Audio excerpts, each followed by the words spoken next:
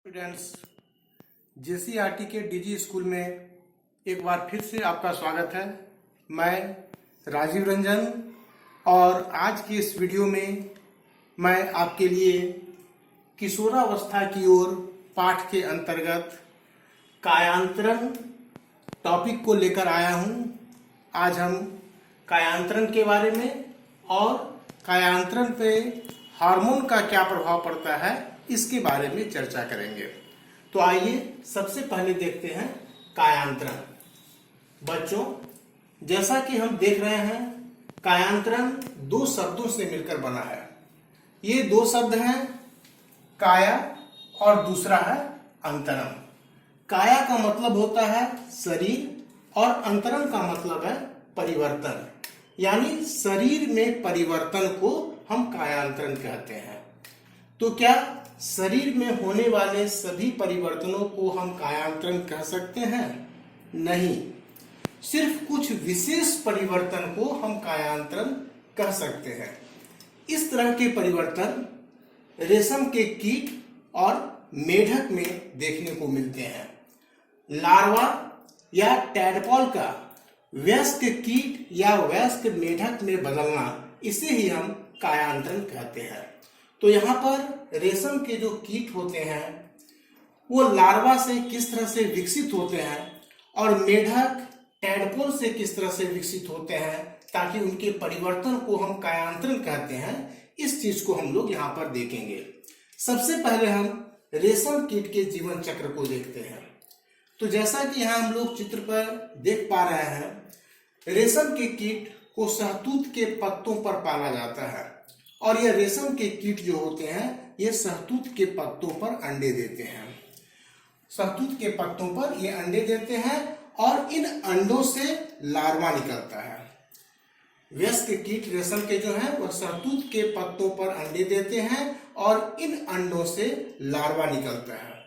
फिर यह लार्वा विकसित होता है और यह प्यूपा बनता है और प्यूपा का फिर उसका जो बाद का चरण होता है उसमें यह लार्वा जो है वह वयस्क कीट के रूप में विकसित हो जाता है।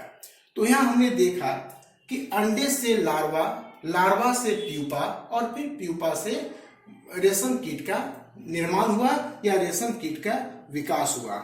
इसी तरह से यदि हम मेढक के जीवन चक्र को देखें तो मेढक जो है वह जलाशयों में अंडे देते हैं। इन अंडों से टैडपोल निकलता है जिसे हम आरंभिक टैडपोल कहते हैं। यह छोटे से मछली की तरह दिखाई पड़ता है। यह जो टैडपोल होता है एक छोटे से मछली की तरह दिखाई पड़ता है। फिर यह टैडपोल थोड़ा सा विकसित होता है जिसे हम बाद का टैडपोल कह सकते हैं और इसमें कुछ अंग जैसे कि पैर वगैरह जो होते हैं वह दिखाई पड़ने लगते हैं। ये बाद का टैडपोल है। फिर यह टैडपोल विकसित होता है और एक वयस्क मेढक का निर्माण होता है। तो बच्चों, यदि इन दोनों जीवन चक्र को हम देखें तो इन दोनों जीवन चक्र में जहां पर कि एक वयस्क रेशम कीट का विकास हुआ और एक वयस्क मेढक का निर्माण हुआ, तो इन दोनों में ये जो विकास की अवस्था थी, यह विकास की अवस्था कई चरणों से होकर गुजरी। अब यहाँ पर हम देखेंगे जब रेशम के कीट में लार्वा से रेशम के वयस्क कीट का विकास हुआ, तो यहाँ पर यदि हम दोनों संरचना को देखें तो इन दोनों संरचना में बहुत ही ज्यादा अंतर है। इसे देखकर यह नहीं कहा जा सकता है कि यह जो वयस्क रेशम का कीड़ा है यह इसी लार्वा से विकसित हुआ है, या फिर हम मेढक के जीवन चक्र को देखें तो देखकर यह नहीं कहा जा सकता है कि इस टैडपोल से वयस्क मेढक का निर्माण हुआ है। क्यों नहीं कहा जा सकता? कि दोनों की शारीरिक संरचना में लार्वा और रेशम का कीट और फिर यहाँ पर टैडपोल और वयस्क मेढक, दोनों के शारीरिक संरचना में बहुत ही ज्यादा अंतर है। तो हम कह सकते हैं कि लार्वा से रेशम कीट का बनना या लार्वा का परिवर्तन रेशम कीट के रूप में होना या फिर टैडपोल का विकास वयस्क मेढक के रूप में होना, यह दोनों ही कायांतरण है।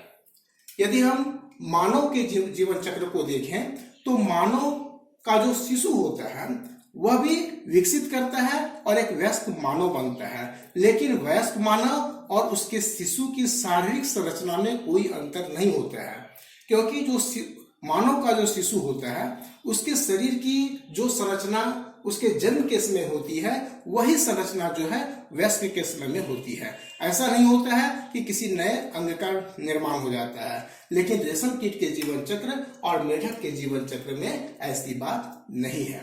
तो इस तरह के परिवर्तनों को हम क्या कहते हैं? कायांतरण कहते हैं, जहां लार्वा से रेशम कीट का विकास हुआ और फिर टैडपोल से मेढक का विकास हुआ।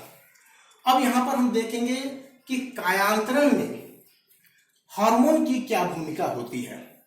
तो जहां तक रेशम कीट के जीवन चक्र को हम देखेंगे, जहां लार्वा का विकास वयस्क कीट के रूप में होता है, यहाँ पर कायांतरण का नियंत्रण एक हार्मोन के द्वारा होता है और इस हार्मोन को कीट हार्मोन कहते हैं। यह कीट हार्मोन जो है यह इस कायांतरण को नियंत्रित करता है। इसी तरह से यदि मेढक में हम कायांतरण को देखेंगे तो मेढक में कायांतरण का नियंत्रण थायराइड ग्रंथि से निकलने वाले हार्मोन थायरॉक्सिन द्वारा होता है। ये थायरॉक्सिन हार्मोन जो है यह मेढक में कायांतरण का नियंत्रण करता है। अब इस थायरॉक्सिन के स्राव के लिए यह आवश्यक है कि जल में आयोडीन उपलब्ध हो। यदि जल में पर्याप्त मात्रा में आयोडीन उपलब्ध नहीं होगा तो यह टैडपोल जो है यह कभी वयस्क मेढक के रूप में विकसित नहीं हो पाएगा। इसलिए जल में आयोडीन की उपस्थिति आवश्यक है।